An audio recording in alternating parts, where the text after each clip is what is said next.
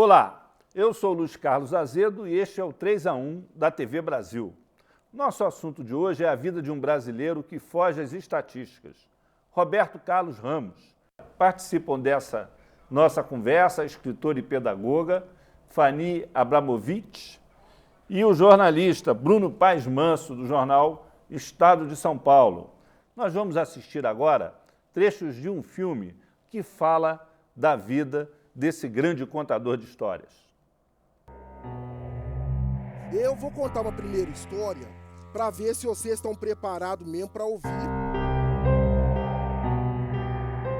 Os braços parecem com o braço de gorila, da grossura da coxa de um homem que rasteja-se no chão. A dona quer saber como é que eu vim parar aqui. Quero. Uma vez, né? Eu, minha mãe e meus irmãos, a gente tava sem dinheiro. Aí a gente teve a ideia de assaltar um banco. Mão pra cima, todo mundo!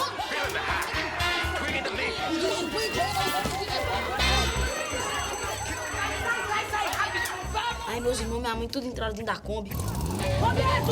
Roberto! Eu fiquei. Põe a cabeça, vagabundo! Tudo bem, meu filho? Você é de menor! Eles vão levar você pra FEBEM! Lá você vai ter casa, comida e escola! Perereca azeda. Mulher pior. Puta que lá merda. Puta que lá merda é legal. Tem menino que sai do caminho, Marguerite. O Roberto é um desses.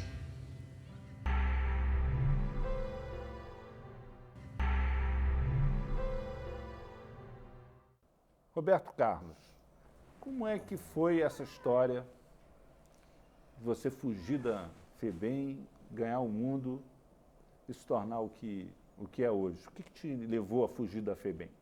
Bem, na verdade, Luiz Carlos, acho que a gente tem que retroceder um pouco antes, né? A forma com que eu fui parar na FEBEM. A FEBEM foi criada, na verdade, em 68, substituindo aquele SAM, Serviço de Atendimento ao Menor, que existia. E a ideia da FEBEM era criar médicos, advogados, dentistas, né? Era o braço social do governo, né? Ajudando a população. Minha mãe, então, viu essa propaganda, que a FEBEM criava médicos, advogados, dentistas, e com muito orgulho foi lá me colocar e tentou uma vaga para mim e para meus 9 irmãos. Mas a assistente social falou, não, escolhe só um, aquele que a senhora quiser que vira médico ou advogado, só traz para cá que nós vamos transformá-lo. Quando Então, eu era criança, a FEBEM era usada para ameaçar o menino levado, né? Mas Você, quando ela olha, começou... você toma juízo, senão você vai lá para a FEBEM. E vai lá para o SAM. Exatamente. E aí a FEBEM, na época, foi criada como um paraíso para as crianças pobres. Exato. E você então, foi parar lá anos, assim? Fui parar lá com 6 anos. Com a melhor das intenções. A sua mãe te levou para lá com a melhor das intenções. Essa era a ideia, né? E com 7 anos, então, iniciaram-se as minhas fugas. Com 8 anos, eu tinha fugido 12 vezes da FEBEM. Com 9 anos, eu tinha fugido 48 vezes da FEBEM. E com 13 anos, eu tinha batido o recorde de 132 fugas da instituição. Sozinho? Não, eu com centenas de meninos que Não, fugiam você diariamente. que bolava a fuga? Você era o Não, líder? eu com a turma toda. Tinha toda uma turma. No começo, eu era um dos membros da turma. Depois já tinha a minha turma, com 12, 13 anos de idade. E culminou, então, com 13 anos, eu não sabia ler nem escrever. Era analfabeto, praticamente. Tinha fugido tanto de vezes, estava iniciando a questão da delinquência, usando... Na época, a gente usava cola de sapateiro, que era a droga mais forte que tinha, né?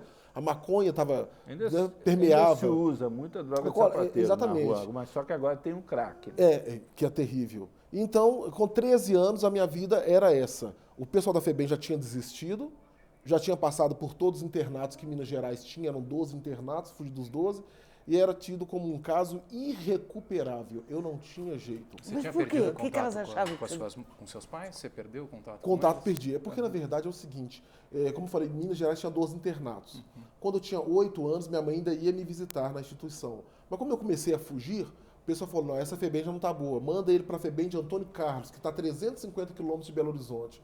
Minha mãe, que mal tinha dinheiro para fazer a visita mensal lá no Barreiro, que era um bairro de Belo Horizonte, imagina 350 quilômetros de distância. Tá? Então, Santa Rita do Sapucaí, que está a 500 quilômetros da capital. E foi então que eu fui perdendo um vínculo com a minha família. E com 9 anos e meio, 10 anos, eu não sabia mais de ninguém. E a coisa mais terrível era a tortura psicológica. Quando eu chegava lá, o pessoal falava assim, ó, sua mãe veio aqui te procurar. Saiu chorando, você vai matar sua mãe de preocupação. Um mês depois que eu fugi novamente, ó, sua mãe tá morrendo por sua causa. Aí um dia pararam de falar da minha mãe. Foi pronto, matei minha mãe. Então é melhor calar, não vou falar mais nada. Escuta, posso? Você como pedagogo, o que você acha das pedagogas da FEBEM? Deus me livre. Sei lá. Bem, na verdade, a FEBEM não existia uma política educativa, não tinha preocupação. Para começar, os professores eram policiais que não serviam para trabalhar na rua, que eram muito truculentos e ignorantes. Nós estávamos no regime militar, tá? Década de 70. 68. Não servia para trabalhar na rua, porque era muito truculento, então servia para trabalhar na FEBEM. A professora que perdia a voz, que era rouca, que não servia para trabalhar na escola, que não gostava de menino, era encaminhada para a FEBEM. Ou seja, eram depósitos de meninos que eram educados por pessoas completamente que não gostavam de meninos. Que não gostavam de meninos. Aí, a figura de pedagogo eu não me lembro de nenhuma. Eu me lembro das assistentes sociais, que a gente dava importância pelo colar de pérola. Que geralmente era a mulher do governador, a mulher do prefeito, a mulher do secretário, que eram assistentes sociais. Voluntárias. Não existia LOAS, lei de serviço social, essa coisa. Não existia uma política. Aí eu sabia da importância pelo colar de pérolas. Quem tinha uma volta só era uma mulher de um deputadozinho qualquer, né? 2 voltas era a mulher do prefeito, colar de pérolas de 3 voltas era a mulher do governador. Agora, mais interessante, na questão do imaginário, o que me manteve vivo na FEBEM, Luiz Carlos, foi a minha capacidade inventiva. Né, de criar as coisas. Fora de brincadeira, com 8 anos eu achava que a FEBEM fosse uma mulher. O pessoal falava assim, quem te dá comida é a FEBEM, seu ingrato. Quem te dá roupa lavada é a FEBEM, né? A FEBEM que te dá tudo. Uma espécie de vó. Eu pensei, deve ser uma mulher e casado com o tal do seu governo. Que o Ai, governo que liberava maravilha. o dinheiro, a FEBEM comprava. E agora era um pouco devassa, porque tinha funcionários que ficavam mamando nas tetas da FEBEM. O pessoal falava, aquele lá vem pra cá pra ficar mamando a FEBEM, não faz nada. Fica mamando ela o dia inteiro. Aí imagina a FEBEM, aquela mulher com 6 faces. Seiuda. Não é isso. E qual foi a primeira história que você inventou lá na FEBEM? Porque você virou um inventor de história, né? Você vivia... Com 8 anos, já fugindo, eu aprendi com meus colegas o seguinte, as pessoas gostam de ouvir novidades. Né? E novidade tem que ser extraordinária, é uma coisa de contador de história, né? Fanny sabe isso mais que ninguém. Porque o fato anormal, a coisa que sobressai, é interessante. Eu sabia mais, que a tia da FEBEM tinha tanta impaciência que ela só lia a mesma história de Lobo Mau e os 3 Porquinhos. A gente, tia, já conheço, cala a boca, menina, vou ler pra você, cala a boca, e lia a mesma história. Os meus colegas já tinham um trânsito na rua, já viram atropelamentos, já viram sequestro, crimes, então eu gostava de coisas sem sangue. Ou seja, como contador de história, eu comecei a perceber que cada perfil, cada ouvinte é um perfil diferente. Um dia eu peguei um jornal e tinha uma locomotiva. Eu falei, gente, vou ler uma história para vocês. Aí eles falaram, você sabe ler? Né? O contador de história nunca fala, não sei não. Eu falei, claro que eu sei. Né? Com 2 meses eu li a Bíblia todinha para minha mãe. Presta atenção que eu vou ler. Eu falei, lá vai. Uma mulher morreu atropelada na linha de trem de ferro. O trem passou 14 vezes em cima dela, mas ela não morreu na hora. Ela foi gritando, ai, ai, pelo amor de Deus, quem me acode? Para a mulher morrer, o pessoal teve que descer e dar um tiro de escopeta na cara dela. Aí ela morreu. O pessoal, nossa, coitada da mulher, onde foi isso? Conta mais. Aí eu comecei a perceber que eles estavam interessados. E daí nasceu o Roberto, contador de história.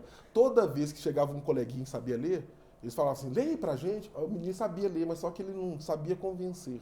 Ele começava, menino... E de onde é que você tirou a história do assalto ao banco? Foi também... Não, aqui na verdade foi uma das várias histórias que o Vilaça, né? O Vilaça, para fazer o filme, ele teve que organizar, enxugar um tanto de coisas, né? E essa do assalto ao banco foi uma das histórias, porque, para falar com meus colegas, os meninos falavam assim, por que você veio parar na FEBEM?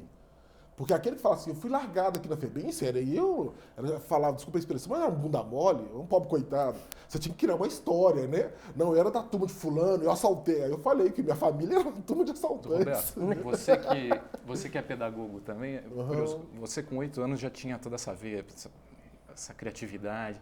De onde você acha que vem isso? Enfim, é uma coisa que veio com você, é uma coisa que seus pais te deram de alguma forma? Por que você acha que você tem esse lado, assim, desde cedo? Olha, Bruno, eu acho que uma coisa o que me manteve vivo na FEBEM foi a minha capacidade inventiva. Eu sempre acreditava numa coisa melhor, sempre desejei uma coisa melhor.